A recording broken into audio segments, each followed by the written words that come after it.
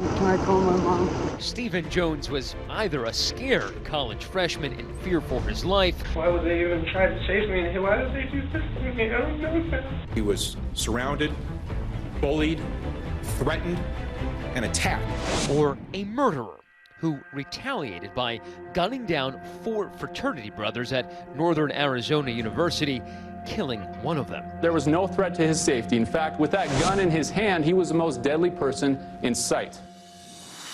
It was during an off-campus party on October 9th, 2015, at this apartment complex known as the Courtyard that tragedy struck. Partygoers hear what sounds like an argument. It wasn't a memorable night until everything went south. Zach Volpo is a Delta Chi brother who was there that night. There's a verbal confrontation going on in the street. All of a sudden I see the group move into the parking lot.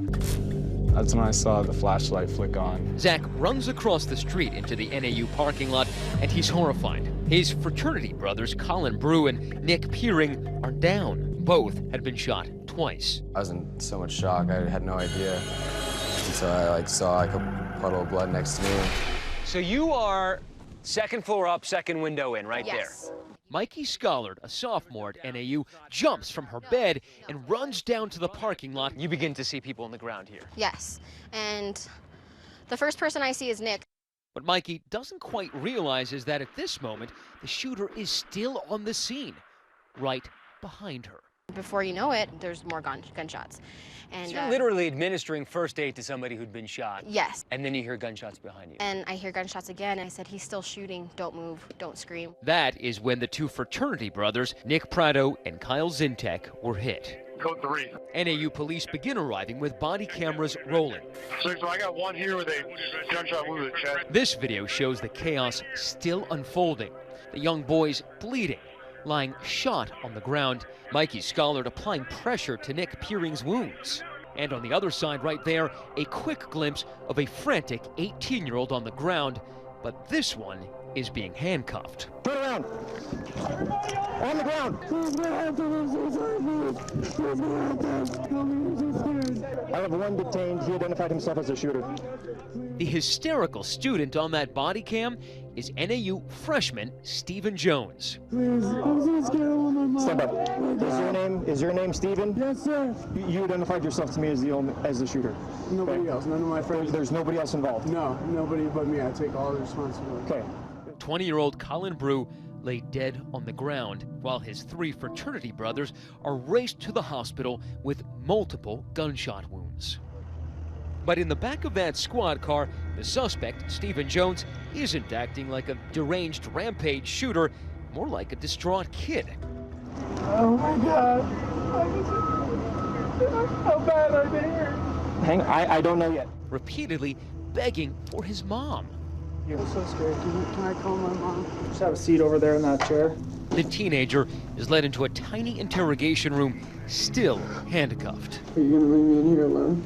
And when he's finally able to see the blood on his hands, That's fine. horror at what they have allegedly done. That's fine, Stephen.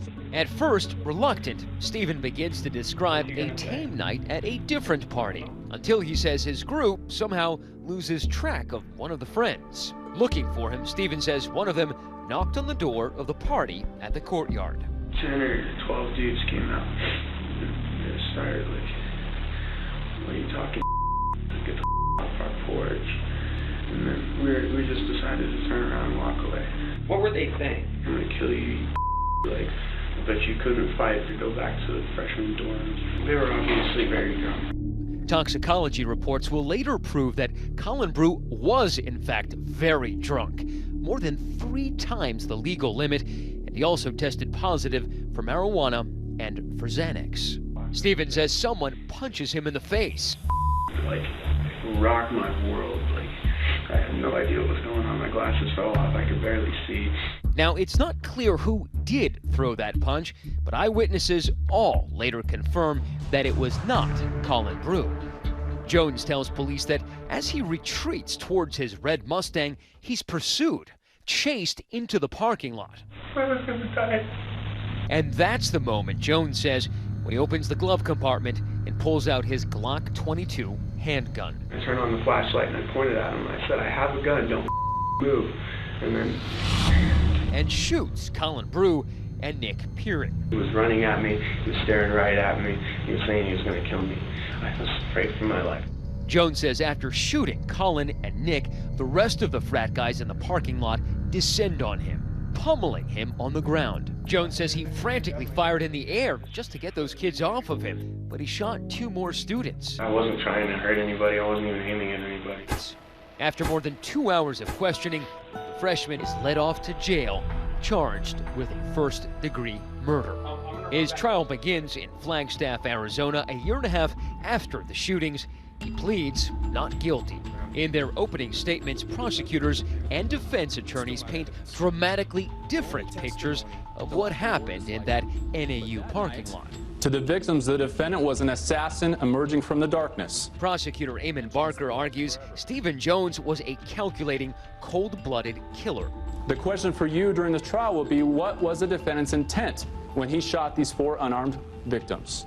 It's a question the defense is eager to answer in its opening statement. This is a case about an 18-year-old kid who had found himself in a situation where he was surrounded, bullied, threatened, and attacked, and did what he had to do to protect himself.